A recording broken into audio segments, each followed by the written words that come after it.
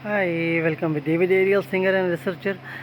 मैं अक्सर देखता हूँ वुमेन एम्पावरमेंट की बात करता हूँ, तो मैं इस पे देखा करता हूँ कि अक्सर जगहों पर ऐसा होता है कि जब कपल्स की शादी होती है तो हालात में क्या होता है कि वो औरत को अपना घर छोड़ना पड़ता है और वो मर्द के घर चली जाती है, जहाँ पर उसकी सास या ऐसे लोग जो हैं वो औरत को मर्द के नीचे लगाने के लिए वो फिर अजीब अजीब किस्म की फजीलतें सुनाते हैं। जबकि बराबरी है, इक्वालिटी है।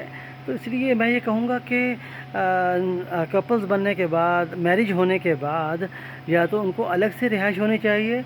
अलग से रिहाइश ना हो तो फिर लड़की वालों के घर में, यानी कि घर जवाई बन सकता है। तो जो ख़र्चा उसने वहाँ पर करना है दूसरी जगह पर, वो घर जवाई बने। तो घर जवाई बनेगा तो सिंपल ऐसा ही होगा जैसे कुरान पाक कहता है अन उनकिहा का इहदबनतैया हातैनी अला अन तअजुरनी थमानिया हजज। तो इसमें यह है कि उस ज़माने में घर जवाई बनने का रिवाज हुआ करता था।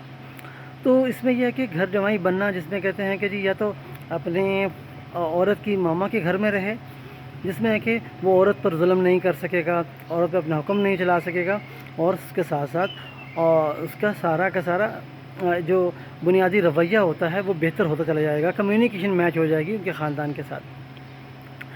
तो नानके घराना का भी एक ज़चगी के नस्ब को एक पहचान मिल सकेगी, ज़चगी के शजरा नस्ब को पहचान मिल सकेगी, और बहुत से इसमें बेनिफिट हैं।